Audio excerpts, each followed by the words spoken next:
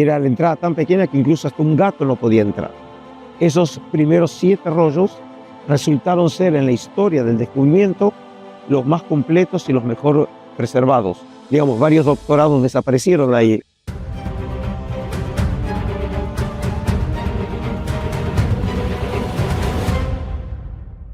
Y entonces, al saber ahora del valor que tienen estos documentos históricos, estamos en el año 48, en mayo estalla la guerra de independencia, la situación obviamente de Jerusalén estaba muy comprometida, estaba rodeada Jerusalén por las fuerzas árabes, entonces los americanos le sugieren a Atanasio Samuel que saque los manuscritos de la tierra de Israel, y así lo hace Atanasio Samuel, los saca de contrabando de la tierra de Israel, de Jerusalén, vía Beirut a los Estados Unidos. Pero ahora Atanasio Samuel entiende que estos materiales tienen una importancia también económica. En este caso, por ejemplo, nosotros sabemos, él compra a Cando 4 manuscritos por una suma equivalente a $100 de hoy en día. Irrisorio. Y Cando estaba feliz de la vida. Es decir, pensar que venta de su vida. Pensar que puede vender 4 manuscritos por $25 cada uno es casi imposible. Incluso ni Netflix puede imaginar un absurdo así. Sí. Los manuscritos llegan a los Estados Unidos y Atanasio Samuel ahora quiere venderlos con el propósito de juntar dinero para promover la iglesia sirio-jacobita en los Estados Unidos.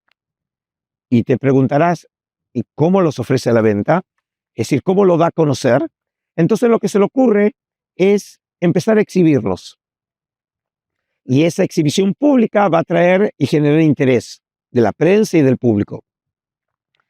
En el año 1949, por primera vez en la historia, los rollos del Mar Muerto están en exhibición en la Biblioteca del Congreso de los Estados Unidos, en el Library of Congress. Y obviamente empieza a generarse ya un interés de la prensa, del público, y comienza a partir de ahí a exhibirlo en otras ciudades.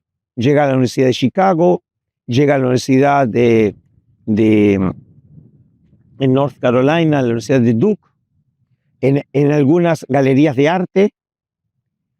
Y antes mencioné que él lo había comprado por $100, pero ahora exige $1 millón. Claro. $1 millón de la década del 50. No es el dólar de hoy, ¿sí? Es realmente una fortuna. Cuando empieza a generarse ahora un interés acerca de la antigüedad de los manuscritos, y para entonces todavía los investigadores no estaban del todo convencidos que eran tan antiguos. Algunos creían que era de la época medieval, todavía antiguos, pero no tanto como decir que los documentos vienen de la época de Jesús. Sí, justamente eso te quería preguntar, porque me imagino que están los rollos exhibidos en el Congreso de Estados Unidos, en la Universidad de Chicago. ¿Qué decía la exhibición? ¿La exhibición era qué? Entonces no se conocían los rollos del Mar Muerto. No, eran textos bíblicos. No, en el caso, no, empieza, ya en este momento se le empieza a dar nombres. Por ejemplo, uno de los rollos que él tiene es la copia completa de Isaías, que eso era algo excepcional. Hay que entender que antes del descubrimiento de los rollos, todas las versiones de la Biblia hebrea que nosotros conocíamos en su lengua original en hebreo eran de época medieval. 1000 años. Es decir, ahora tenemos un texto, una versión del libro de Isaías 1000 años más antiguo que los que teníamos antes. Pero Atanasio ya sabía que era un texto. Bueno, ya los americanos ya lo empiezan a identificar. Además, por ejemplo, le sacaron en este momento tan de comienzo, los manuscritos ya son fotografiados y ya se publican. Década del 50 ya está publicado el comentario de Habacuc, así se lo llama, ¿sí? Comentario de Habacuc. El único documento de los 4 que él tiene que todavía no lo van a abrir hasta 1955 es el que hoy llamamos el apócrifo de Génesis, y eso es porque el manuscrito estaba en tan mal estado de preservación que nadie se animaba a desenrollarlo por el por el miedo de que simplemente se desintegrara. Claro. Y aunque sea sorprendente para vos, Ariel, no consigue venderlo. $1 millón, poca plata. Es poca plata, pero por lo pronto en ese entonces era mucho dinero. No, lo digo irónicamente, era mucho. Era mucho dinero. Además de eso, como dije, no todos estaban convencidos que eran tan antiguos. Y había otra cuestión que era también una cuestión legal. Todos aquí son ladrones. Empezamos con los beduinos, que los encontraron en la época todavía con el mandato británico en vigencia. Luego los manuscritos son sacados de contrabando, entran a los Estados Unidos, ¿sí? Digamos, nadie quería, y menos instituciones de prestigio, verse involucrados en un escándalo. ¿Había reglas internacionales con el tema de tráfico de antigüedades? No, pero lo que estamos diciendo en este caso no había declarado en ningún lugar esa posesión de los documentos, ¿sí? La situación no estaba regularizada. Despertaba sospechas. Sí, y además, como dijimos, había mucho dinero de por medio. Y entonces, como no consigue venderlo, o no consigue venderlo por la suma que él había esperado, entonces decide ponerlo en una caja fuerte hasta esperar un mejor momento. Y ese momento llega en 1954. Quiere volver otra vez a la carga, ofreciéndolo a la venta. ¿Y ahora qué se le ocurre? Algo otra vez que ni a Netflix se le puede ocurrir. Pone un aviso en el diario, que es algo lo más obvio, ¿no?, que podemos pensar. Wall Street Journal. 1 de junio de 1954, el título dice 4 rollos del Mar Muerto a la venta. Paralelamente teníamos 3 que estaban aquí. Claro, Ya, claro, cierto claro, y entonces, conocimiento. claro, y entonces, digamos, los que están en posesión de la Universidad Hebrea empiezan ya lentamente. Primero había que desenrollar los rollos, hay que tratarlos, todo lleva tiempo, ¿sí? Y ahora se ofrece a la venta, pero lo más increíble de esta historia es que el hijo de Sukenik, el que luego va a ser el gran arqueólogo Yigael Yadin, que fue el segundo comandante en jefe de las Fuerzas Armadas de Israel en la Guerra de Independencia, cuando deja el ejército israelí, vuelve a la arqueología, y ese día, 1 de junio de 1954, se encuentra en Washington, y recibe el llamado de un periodista que le comenta el aviso que salió en el diario. Y él recordaba que su padre había visto esos 4 rollos, o él creía que eran esos 4. Claro. Y el padre había dicho que él había intentado incluso comprarlo. Había pensado... Si no me corregí si me equivoco, y Gael Yadin desconfiaba que sea realmente eso, ¿no? Cuando fue... Él no se esperaba que sea tanta coincidencia. No podía saberlo, pero era mucha coincidencia que eran otros 4 rollos y el padre le había comentado esos 4 rollos.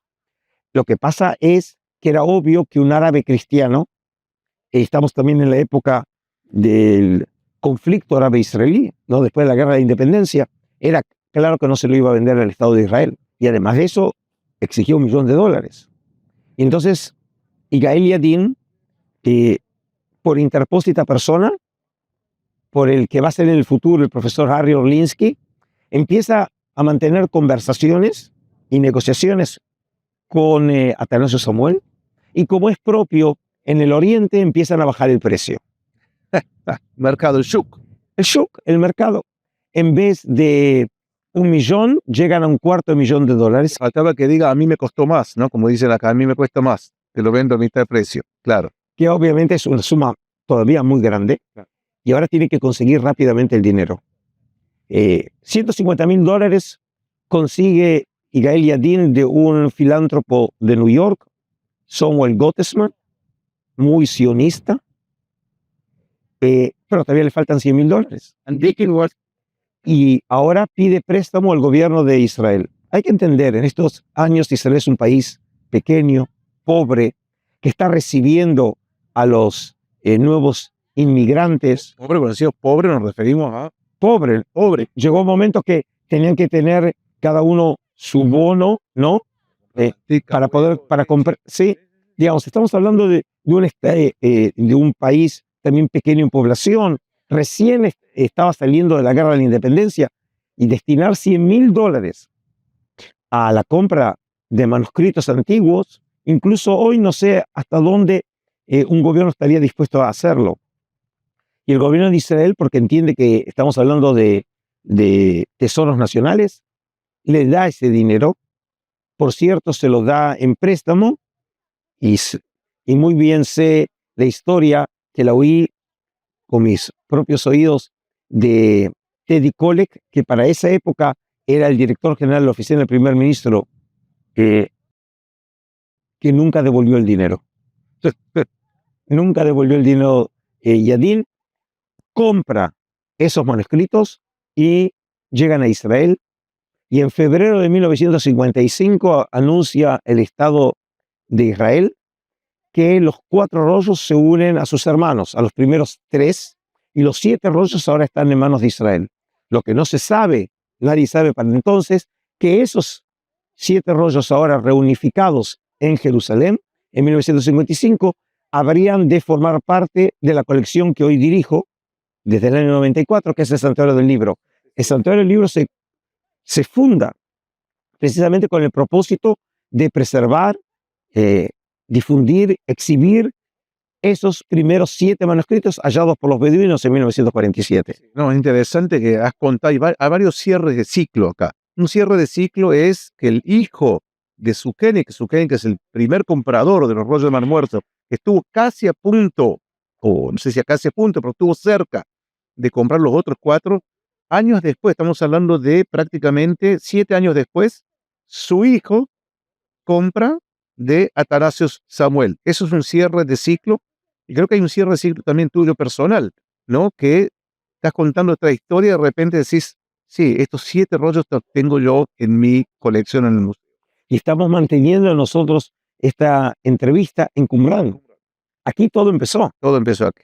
Es decir, sí, es muy emocionante porque Qumran no es otro lugar. Claro.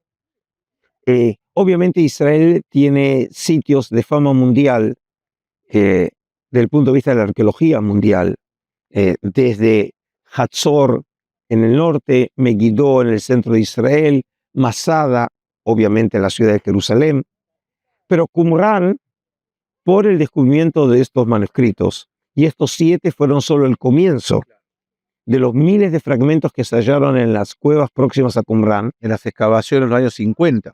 Sí. Es decir, en la época en que Samaria y Judea, y nosotros estamos dentro del desierto de Judea, está controlado por Jordania. Y esa es la situación política de los llamados territorios hasta junio de 1967, cuando estalla la Guerra de los 6 días, e Israel toma, conquista, reconquista, libera, aquí depende la opinión política de quien lo dice, estos territorios.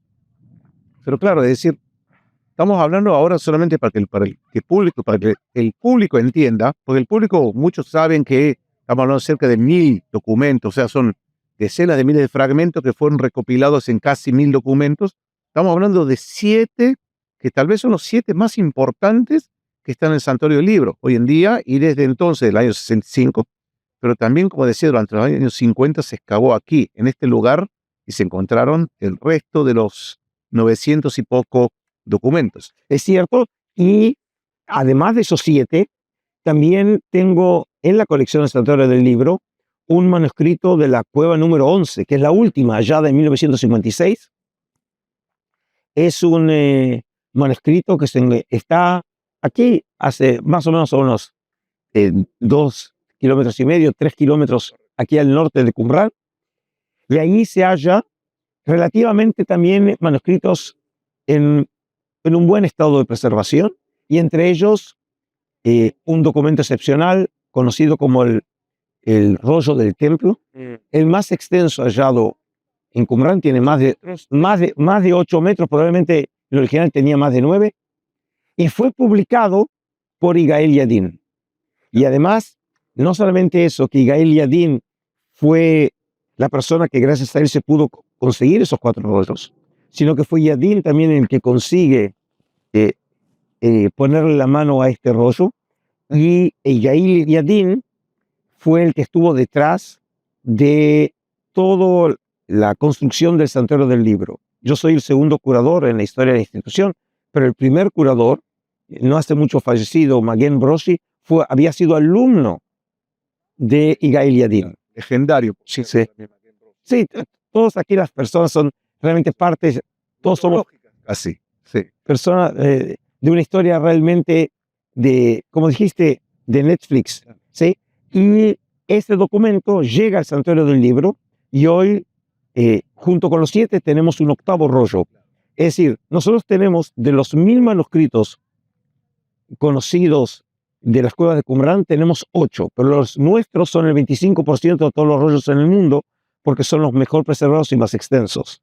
Te quiero hacer 2 preguntas para ir cerrando este podcast que está hablando sobre el descubrimiento en sí. Habías dicho que Atanasio Samuel no quería venderle al Estado de Israel por cuestiones políticas, siendo identificado con la causa palestina o con el lado árabe del conflicto árabe-israelí. Sin embargo, también dijiste que Yigael Yadin entra en contacto con un intermediario, porque Atanasio no quería venderle en forma directa a Estados Unidos. Él no sabe que lo está vendiendo a Israel. Y esa es la pregunta. ¿Él no sabe nada de eso? Él no sabe de eso, ¿sí? Él no sabe de eso, porque quedaba claro que en caso de saberlo, no habría aceptado vendérselo a Israel. ¿Y qué le dijeron a Atanasio? ¿Que están comprando para quién? No, generalmente en estos casos nadie revela la identidad de las personas, ¿sí? Lo único que quieren es cerrar el negocio, ¿sí? De la manera más definitiva, ¿sí? Sin entrar en detalles. Por eso tampoco en un comienzo, y aquí la pregunta, que también es algo de telenovela, ¿cómo se entera Yadin de la existencia de ese manuscrito? Claro. La historia comienza en la década del 60. Hoy sabemos, pero no lo sabía en ese momento, que el que tenía este documento era Kando, ese famoso comerciante. Los beduinos le habían traído de esa cueva de la número 11, le habían traído el manuscrito, porque sabían que Kando siempre compraba esos manuscritos. Y Kando lo tiene, pero Kando ahora lo quiere vender. Y entonces, ¿qué hace?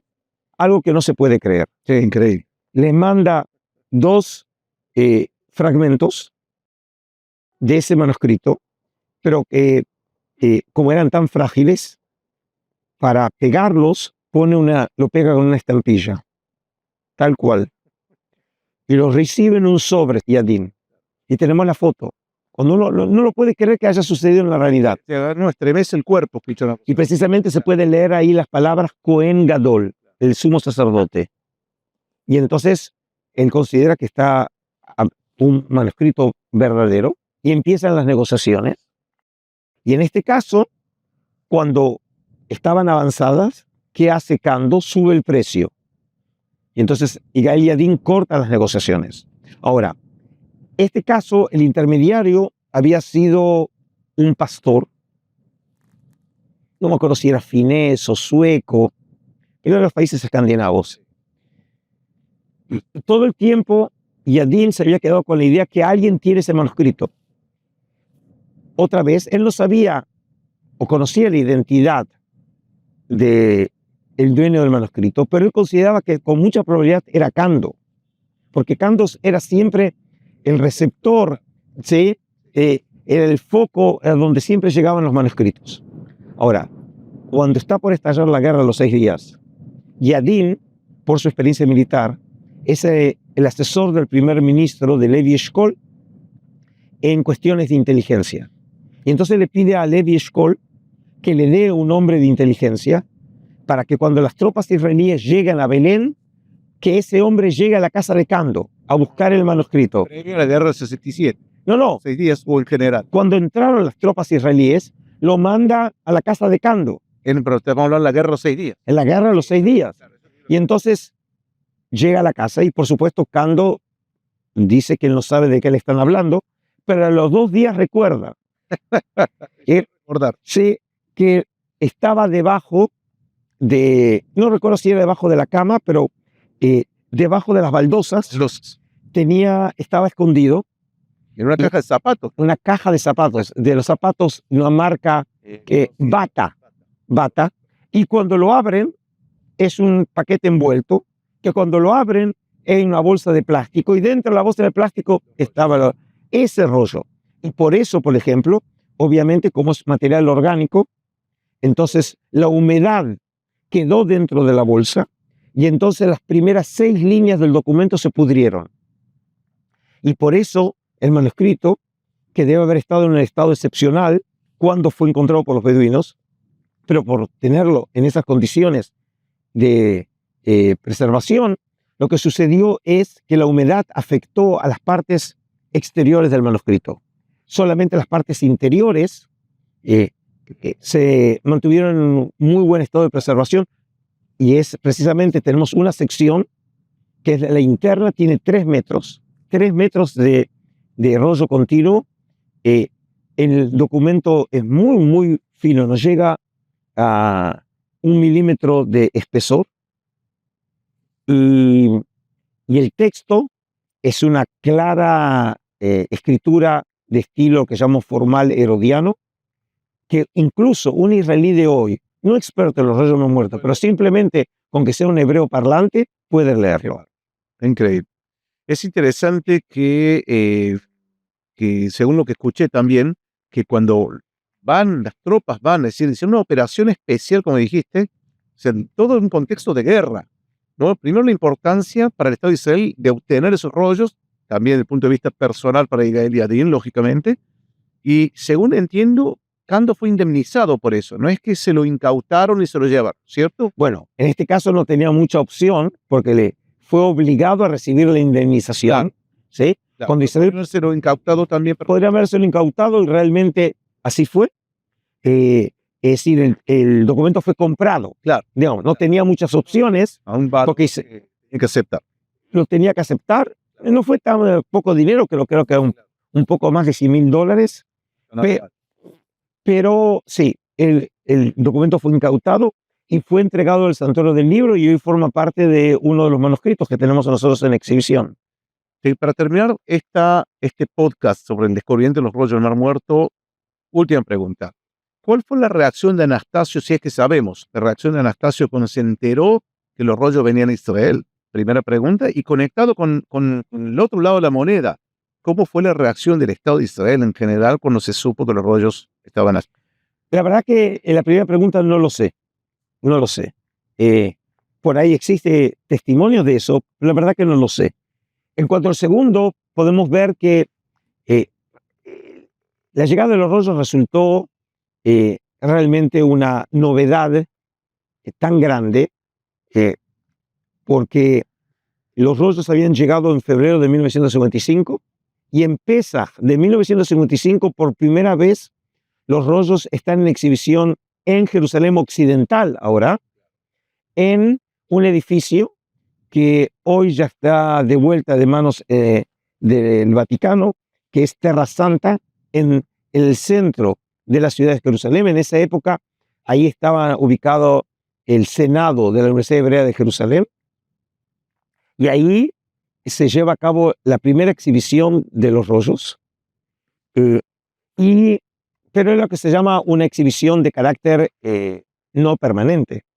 Y entonces nace la idea de exhibirlos de manera permanente. Y acá te puedo contar que revisando los archivos del Santuario del Libro, encuentro una carta que Teddy Kollek, en esa época, como dije, director general de la oficina del primer ministro, Luego sería el mítico alcalde de Jerusalén. durante 28 años, Claro. le envía al presidente de la Universidad Hebrea, un famosísimo arqueólogo, Benjamín Mazar, y le sugiere la idea: ¿por qué no pone en exhibición permanente los rollos del Mar Muerto en el nuevo campo de la Universidad Hebrea que se estaba construyendo, que es Givat Ram?